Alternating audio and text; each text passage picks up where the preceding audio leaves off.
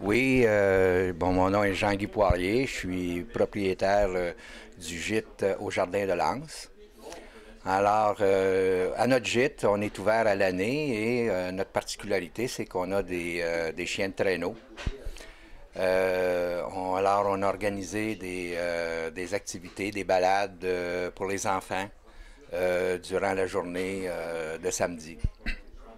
Je suis avec ma partenaire, qui est Sylvie Quirion, qui elle aussi a des chiens de traîneau.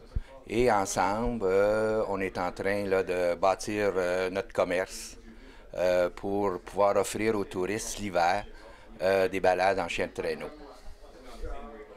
Et votre succès hier, vous avez eu combien d'enfants? On a eu, même s'il faisait très froid, on a eu une vingtaine d'enfants qui ont fait des balades là, de 5 à 10 minutes là, dans le village. C'était très agréable, il n'y avait pas de vent, le ciel était bleu, la neige était blanche et les chiens étaient en forme. On a eu une portée de 5 chiots. Ce sont tous des huskies et c'est des futurs, des futurs chiens de traîneau. Alors on les a amenés avec nous pour les montrer aux enfants. C'est des chiots de 2 mois. Et ça aussi, ça a été très populaire. Et même si on était dehors, au grand froid, les chiots étaient heureux de braver le froid. Un traîneau à chien, on a un câble qui nous relie à l'attelage des chiens. On peut avoir 6 chiens, 8 chiens. Les chiens, il y a toujours un chien de tête. Et nous, on fait juste tenir avec le câble l'attelage, mais tous les commandements se font à un chien. Et les autres chiens se trouvent à suivre ce que le chien de tête décide.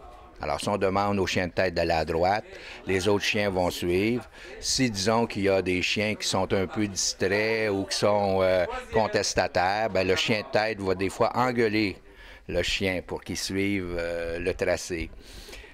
Alors, ça prend un chien de tête qui est intelligent, puisqu'il faut qu'il réponde juste à la parole. Et aussi un chien avec de la personnalité, qui est capable de dire aux autres chiens qui sont pas dans la bonne voie.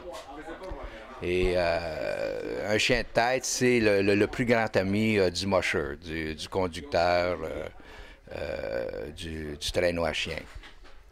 Alors, des fois, moi, j'ai vécu des expériences assez extraordinaires où je me perdais dans la forêt où est-ce qu'il y avait plusieurs pistes. Puis là, pour retrouver mon chemin, ben c'était mon chien de tête qui retrouvait le chemin. Alors, c'était moi qui suivais ses commandements. Là, c'était plus moi qui en donnais. Alors là, c'est à ce moment-là là, qu'il y a une belle complicité entre le musher et puis son chien de tête. Excellent.